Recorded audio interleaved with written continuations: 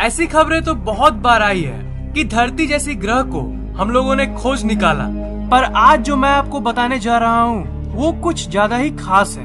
वैसे नासा में तो रोज नई नई डिस्कवरीज होती रहती है, पर ये डिस्कवरी कुछ ज्यादा ही खास है। नासा ने एक बहुत बड़ा ऑफिशियल अनाउंसमेंट किया। नासा ने ये कहा कि एस्ट्रोनॉमर्स को 7 धरती जैसी ग्रह मिली जो ट्रैपिस्ट नामक तारे का चक्कर लगाती है।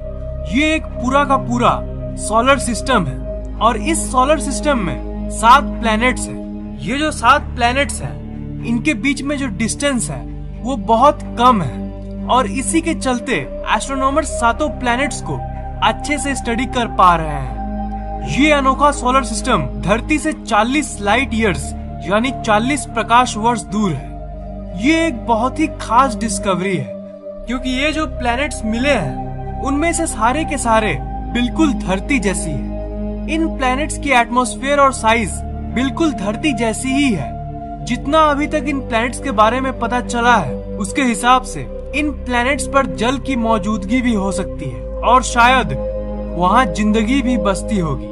जो लोग एलियंस पर बिलीव करते हैं उन लोगों के लिए ये एक बहुत ही खास न्यूज है। ऐसी न्यूज पहले भी बहुत आई, पर उन न्यूज और इस न्यूज में ये फर्क है कि ऐसा पहली बार हुआ है कि किसी सोलर सिस्टम का 7 ग्रह बिल्कुल धरती जैसा है और एक नहीं बल्कि इन सभी ग्रह पे जीवन की संभावना है। नासा के हिसाब से ये 7 ग्रह एक सूरज का चक्कर लगाती है जिसका नाम है ट्रैपिस्ट 1।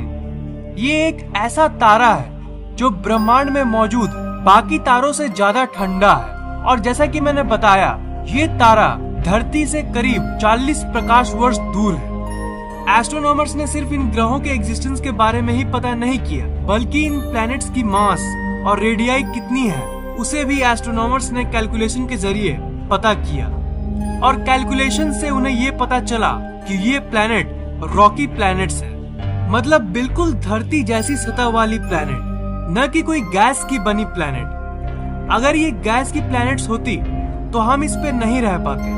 अगर एस्ट्रोनॉमर्स के कैलकुलेशंस की माने इन 7 प्लैनेट्स में से ये 3 प्लैनेट्स सबसे ज्यादा हैबिटेबल है। इन 3 प्लैनेट्स पर रहने लायक हैबिटेबल टेम्परेचर है और इसकी सतह पे पानी भी मौजूद है और उन तीनों में से ये ट्रैपिस्ट F जो है ये सबसे ज्यादा आइडियल है और इसकी सतह पे लाइफ सपोर्टिंग की चांसेस बहुत ज्यादा है।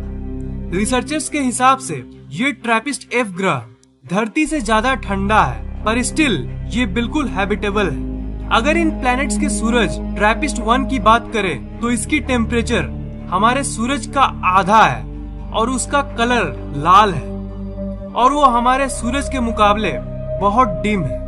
ट्रैपिस्ट हमारे सूरज से बहुत ज्यादा ठंडा है पर उसके पोजीशन के हिसाब से जो ये प्लैनेट्स की पोजीशन है वो ऐसी है कि ये इन प्लैनेट्स को हैबिटेबल बनाती है।